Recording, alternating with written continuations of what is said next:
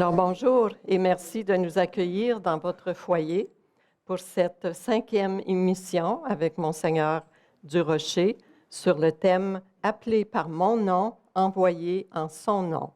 Accueillons-le chaleureusement. On va faire un petit rappel. Dans les 2 premières conférences que j'ai données, j'ai parlé à propos de ce que ça veut dire, le sens du baptême et de la confirmation. Par le baptême, nous sommes appelés par notre nom nous est donné, Dieu nous invite à entrer en relation avec lui, à devenir frères et sœurs de Jésus, et donc frères et sœurs les uns des autres. Et par la confirmation, nous sommes envoyés avec Jésus. Dans la 3e et la 4e conférence, j'ai regardé un peu ce que ça voulait dire pour l'Église. L'Église est appelée, elle est convoquée. Le baptême fait que, comme frères et sœurs, nous nous rassemblons et nous formons le peuple de Dieu. Nous sommes la communauté des communautés chrétiennes réparties un peu partout à travers le monde, unies par l'Esprit de Jésus. Mais la confirmation fait que l'Église, elle est aussi envoyée. Je rappelle que l'Église, elle a une mission au cœur du monde. Et Jésus, quand il est venu fonder son Église, de fait, il est venu lancer un mouvement, le mouvement du royaume. Et on a vu que le royaume de Dieu, c'est vraiment le royaume de justice, de paix et de joie, dont le monde a tellement de besoin. De sorte que je rappelais que quand on parle d'une paroisse, puis qu'on parle des limites d'une paroisse, souvent on pense que ce sont les limites d'appartenance. Ceux qui vivent, les chrétiens qui vivent sur ce territoire-là, bien, ils appartiennent à telle paroisse. Puis je vous propose que les limites de la paroisse, c'est d'abord les limites les limites, c'est la responsabilité de la mission. La communauté chrétienne qui se rassemble sur ce territoire-là est responsable de la mission de l'Évangile sur ce territoire-là. Elle doit voir à ce que l'amour de Jésus vienne toucher toutes les personnes qui vivent sur le territoire de la paroisse. Donc, la paroisse est comme un feu rayonnant au cœur de ce territoire-là. Et au-delà de ce territoire-là, elle s'unit à toutes les autres communautés chrétiennes pour assurer cette mission-là de l'Évangile à la grandeur du monde. Je dis souvent que quand on célèbre l'Eucharistie, on fait 2 signes de croix, un au début de la messe, puis un à la fin. Quand on se rassemble, nous sommes le peuple de Dieu, rassemblés en communauté, c'est l'Église association qui se rassemble pour écouter la parole de Dieu, pour être nourris dans son pain de vie. Mais c'est le signe de croix des baptisés, je dis. Mais à la fin de la messe, c'est le signe de croix des confirmés, qui sont envoyés. Ce que nous avons reçu, nous allons le porter aux autres. Je parlais de la cause de Jésus à la fin de ma dernière conférence et comment nous sommes appelés à nous convertir, à faire de sa cause notre cause. C'est intéressant de remarquer, quand on lit les lettres des apôtres, de Saint Paul en particulier, Saint Jean, Saint Pierre, ils ne parlent pas du royaume autant que Jésus en parlait. Ils parlent de Jésus. C'est comme si celui qui était l'annonciateur d'une bonne nouvelle, il est devenu le centre de la bonne nouvelle lui-même. Il est devenu le message. Le messager est devenu le message.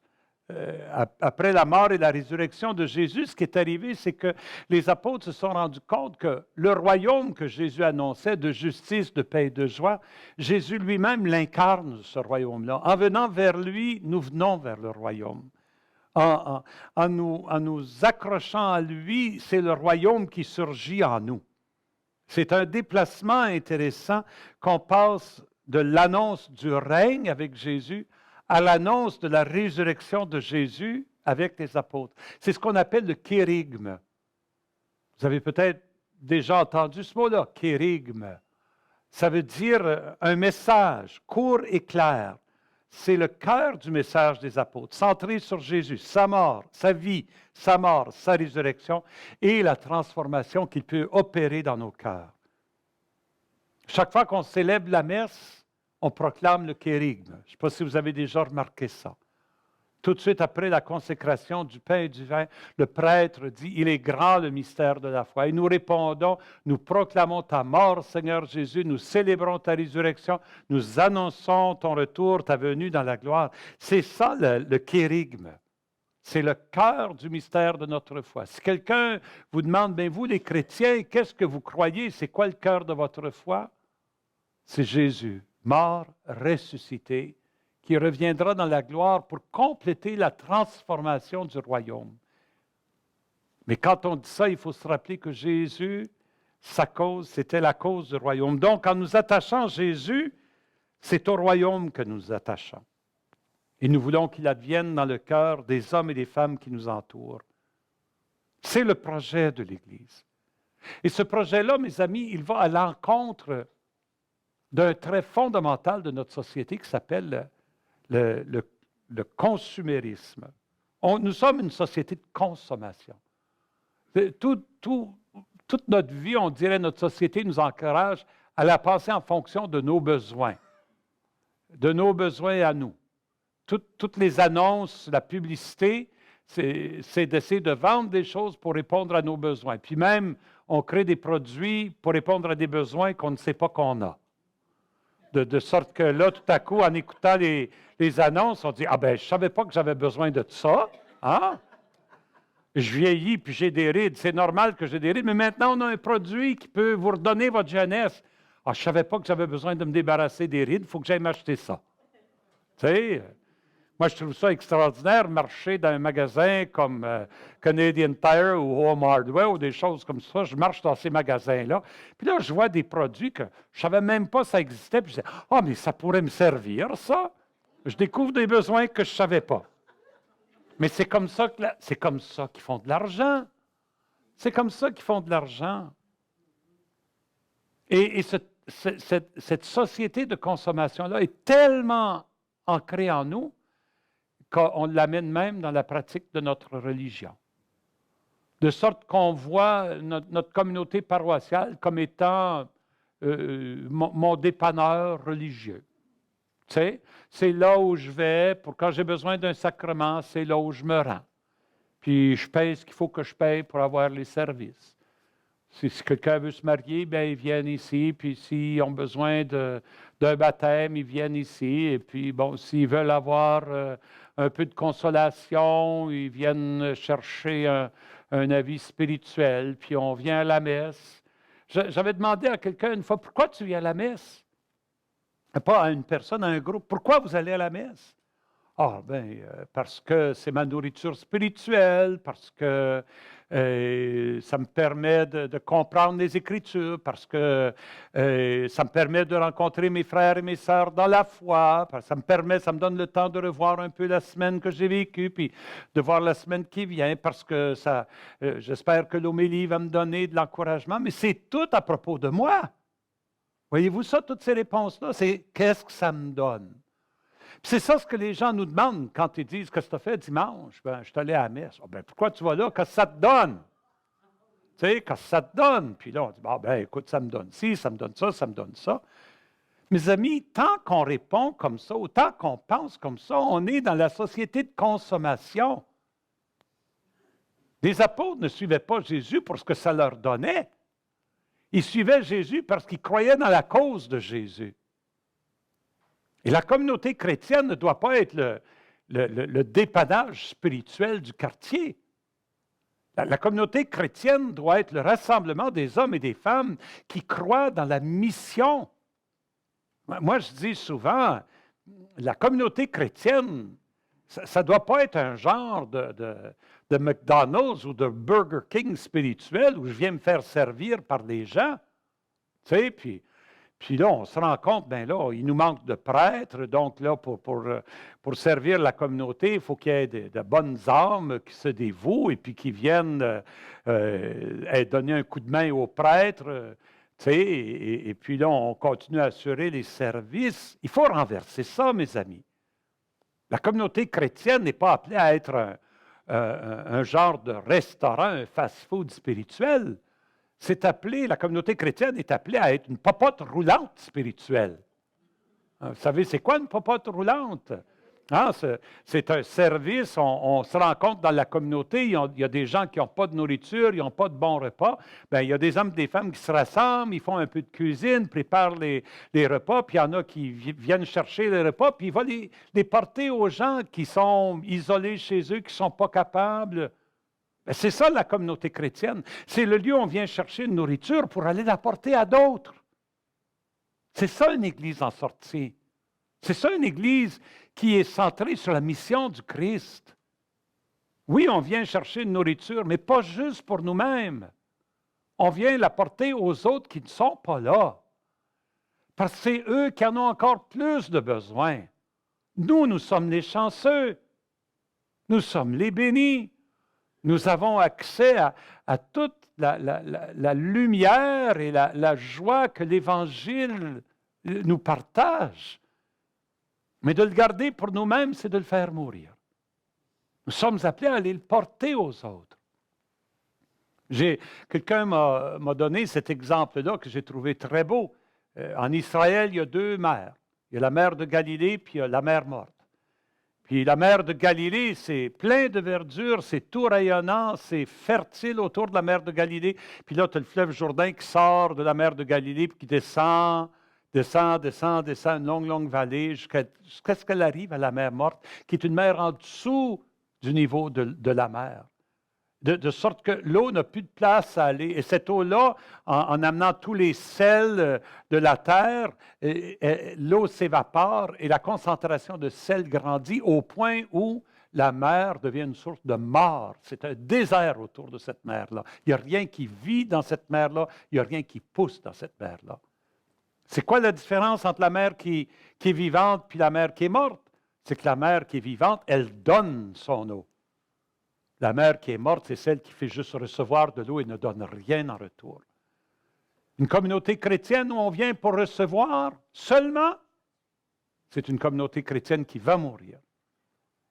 Et la communauté chrétienne qui se rend compte qu'elle vient recevoir pour être capable de donner, pour être capable d'être une source de vie dans son milieu. Alors là, cette communauté chrétienne-là, elle va fleurir.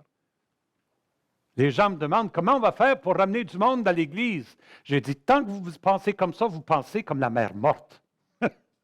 Comment on va faire pour ramener du monde chez nous? Non, pensez comment on va faire pour amener l'Évangile de Jésus aux gens. Là, vous allez devenir comme la mer de Galilée. Vous allez donner de votre bonne eau. Et d'une façon mystérieuse, vous allez vivre. C'est ça le message du pape François. Soyons une Église en sortie. On va regarder comment le devenir après un petit chant. Il est pécheur comme moi. Et je l'accueille et je l'aime, comme Jésus l'aime. Et c'est à ça que le Seigneur nous demande de faire. C'est ça que le Seigneur nous demande de faire. Ce brasier de la charité-là vient guérir notre cœur. Il guérit le cœur de chaque chrétien si notre cœur reste ouvert au pardon. Si on reçoit le pardon et la miséricorde du Seigneur, qui sommes-nous? Qui sommes-nous pour fermer notre cœur à la miséricorde aux autres? Qui sommes-nous? Esprit.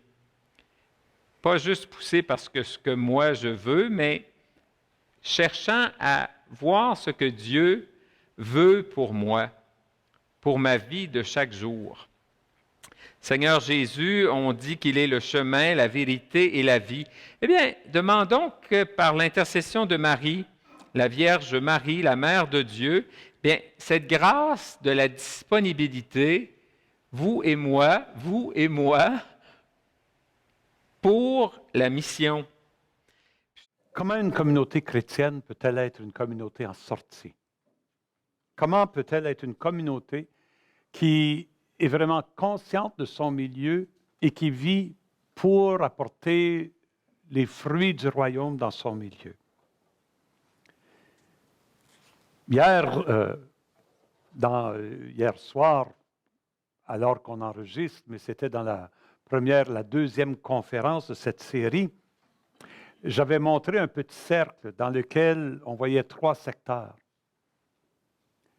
Ces 3 secteurs-là, aimer, connaître, aimer et imiter Jésus, ça correspond à 3 titres qu'on donne à Jésus. Jésus, le prêtre, le prophète et le roi. Jésus, le prophète, c'est celui qui annonce, qui fait connaître son Père. Jésus, le prêtre, c'est celui qui fait aimer son Père. Et Jésus, le roi, c'est celui qui fait que le monde ressemble au plan du Père, que chacun, chacune vive selon la volonté du Père. Le prêtre, le prophète et le roi, c'est trois figures importantes dans l'Ancien Testament. Le prophète, c'était celui, évidemment, qui annonçait la volonté de Dieu pour le peuple. Le prêtre, c'est celui qui permettait la relation avec le peuple dans l'Ancien Testament en officiant au temple et en offrant des sacrifices. Et le roi, c'est celui qui organisait le peuple pour qu'il vive en harmonie, dans la justice et dans la joie. C'était la mission de Jésus. Jésus est le grand prêtre qui devient le lieu où on rencontre Dieu. Il est le prophète avec un P majuscule. Non seulement il annonce la parole, il est la parole. Et Jésus est le roi d'un royaume de justice, de paix et de joie. Alors nous, si nous voulons reprendre, on pourrait dire, la mission de Jésus pour le monde d'aujourd'hui, nos communautés chrétiennes doivent être des communautés qui prennent au sérieux ces trois dimensions, on pourrait dire, du ministère de Jésus. Parce qu'à travers nous, Jésus, il veut continuer à être prêtre, prophète et roi dans le monde d'aujourd'hui, mais il a besoin de nous pour le faire. Donc, en regardant chacun de ces titres-là, on peut voir un peu quelle est notre tâche. Donc, Jésus, il veut que nos communautés soient prophétiques, que nous soyons des communautés prophétiques, que nous annoncions la bonne nouvelle. Donc, le mot dont on se sert aujourd'hui pour dire ça, c'est que nous soyons des communautés évangélisatrices. Des communautés d'évangélisation, c'est quoi ça? C'est des communautés où tous les membres sont capables de rendre compte de leur espérance en Jésus. C'est une communauté où on est capable d'engendrer à la vie de Dieu de nouveaux chrétiens et de nouvelles chrétiennes. Vous savez, moi, j'étais curé de paroisse. Quand j'étais curé, je ne voyais pas trop la paroisse comme un milieu d'évangélisation. Hein? Si quelqu'un venait me voir et disait, je suis intéressé un peu par la foi peut-être, j'aimerais connaître Jésus, qu'est-ce que je faisais? Je les orientais, je les invitais à aller se joindre à un mouvement d'église, le renouveau charismatique, ou bien le Curcio, ou bien d'aller faire la rencontre. Je ne sais pas, je les envoyais vers des mouvements. Les mouvements, eux autres sont habilités à annoncer l'Évangile à des gens. Je ne voyais pas la paroisse elle-même comme étant évangélisatrice. Aujourd'hui, je dis mea culpa à cause de la petitesse de ma vision. Je me dis qu'il faut que nos communautés elles-mêmes deviennent des lieux d'évangélisation, où chaque chrétien, chaque chrétienne reconnaît sa responsabilité. On a du chemin à faire là-dessus, mes amis. On a du chemin à faire parce que parfois, moi, je me rencontre, les prêtres me parlent. Il y a des prêtres qui me disent, ils essaient de célébrer les baptêmes des enfants à la messe, de sorte que les gens qui viennent peuvent rencontrer une communauté vivante et découvrir la beauté de la liturgie. Ils veulent faire du baptême un événement d'évangélisation.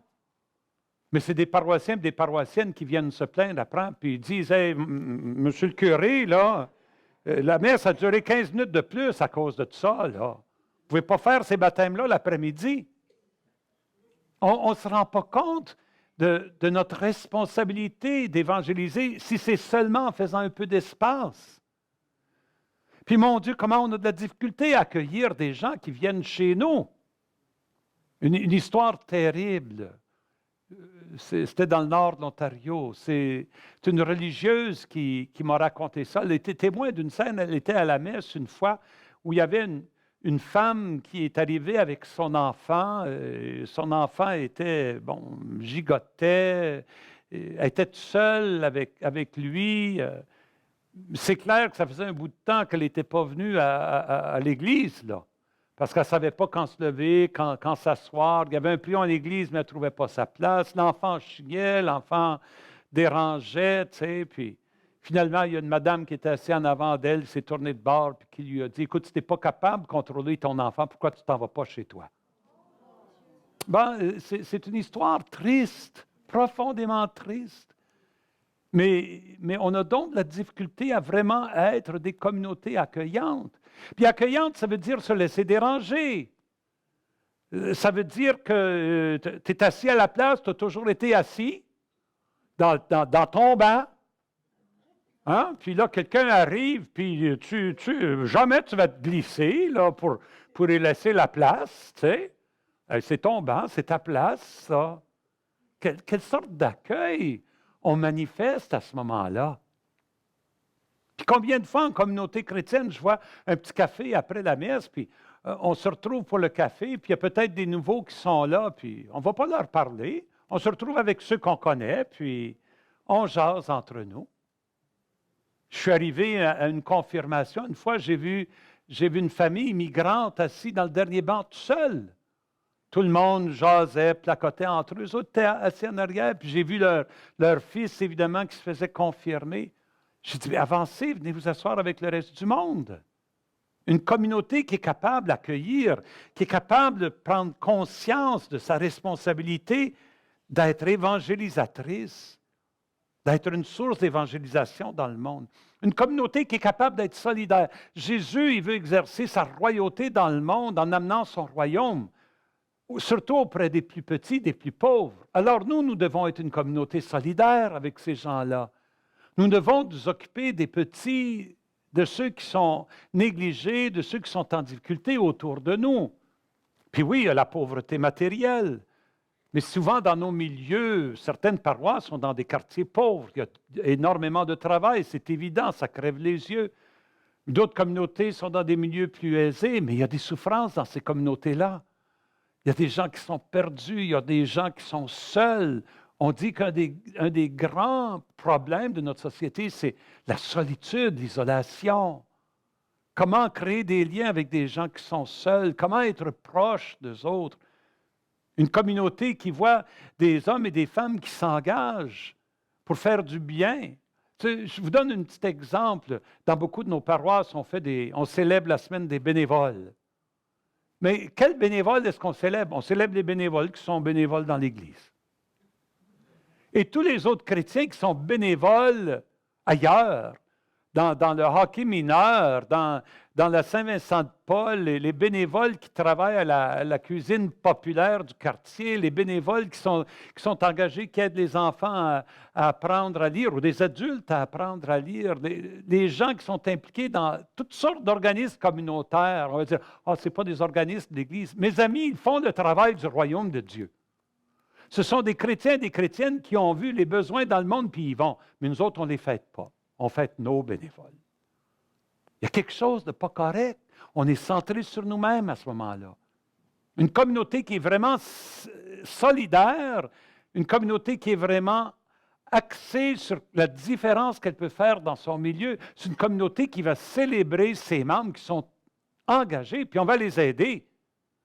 On va leur dire, écoute, tu t'en vas faire tel bénévolat, je vais aller garder tes petits pendant que tu fais ça, gratuitement. Tu sais, je suis rendu trop âgé pour être capable de faire ça, mais au moins garder tes enfants pendant que tu fais ça. Ça, c'est une communauté qui est solidaire. C'est une communauté qui vraiment prend au sérieux son rôle d'être la présence aimante du Christ et de faire du bien dans son milieu. Et enfin, une communauté qui est tout entière sainte. Parce que finalement, c'est ça, Jésus qui manifeste l'amour du Père. C'est la communauté qui doit manifester cet amour-là. C'est la communauté entière qui doit être sainte. Puis là, moi, je ne sais pas comment faire ça. Je ne sais pas comment bâtir une communauté sainte. C'est certain que la prière fait partie de ça. Mais je pense aux béatitudes. Est-ce qu'on pourrait imaginer une paroisse qui essaie de vivre les béatitudes, toute la communauté? Une communauté qui dit, nous, on va être une communauté pauvre en esprit. Nous, on va être une communauté douce, qui mise sur la tendresse et le respect des autres. Nous, on va être une communauté qui est proche et compatissante avec ceux qui pleurent. Nous, on va être une communauté assoiffée de justice dans le monde. Nous, on va être une communauté qui manifeste la miséricorde de Dieu partout où nous sommes. Nous voulons être compatissants comme le Père. Nous voulons être une communauté qui sommes purs dans le sens que nous ne cherchons qu'une chose, c'est l'Évangile de Jésus, c'est son amour au cœur de nous. Et tout ce qu'on va entreprendre va être entrepris en fonction de tout ça. Est-ce qu'on ramasse de l'argent pour repeinturer l'Église? On va se poser la question, est-ce que ça nous aide à être plus proche de Jésus? Puis on prendra la décision en fonction de ça. Parce que c'est ça ce qui nous appelle. C'est ça veut dire être pur de cœur. Nous, on va être une communauté artisane de paix. Nous allons faire la paix autour de nous. Et nous allons accepter d'être proches de ceux qui sont persécutés pour la justice. Une communauté qui vit les béatitudes. On peut-tu imaginer ça? Faire ce travail-là ensemble, ça nous permettrait de commencer à vraiment être une communauté sainte. Une communauté solidaire, une communauté évangélisatrice. C'est ça une communauté qui est responsable de la mission de Jésus au cœur du monde. Soyons une Église en sortie. Des marguerites, qu'est-ce que vous faites? Ça pose problème. Et donc, la notion de don de l'Esprit Saint et fruit de l'Esprit Saint ces deux notions viennent mettre une cohérence dans la volonté de Dieu. On reçoit des dons de l'Esprit Saint, mais ces dons sont appelés à produire en nous et autour de nous quelque chose qui fasse que on soit reconnaissable aux fruits que nous produisons. Dans notre Église, on a des jésuites, ce n'est pas des franciscains, puis les franciscains, ce n'est pas des dominicains, puis les dominicains, ce n'est pas des oblats. Chacun a son charisme, chacun a sa couleur. C'est la beauté de l'Église. Pouvons-nous être des communautés fraternelles où on accueille la différence qui existe entre nous? Où on peut apprécier les points de vue différents. Tous ensemble, on va s'enrichir. Une communauté qui accueille. Une communauté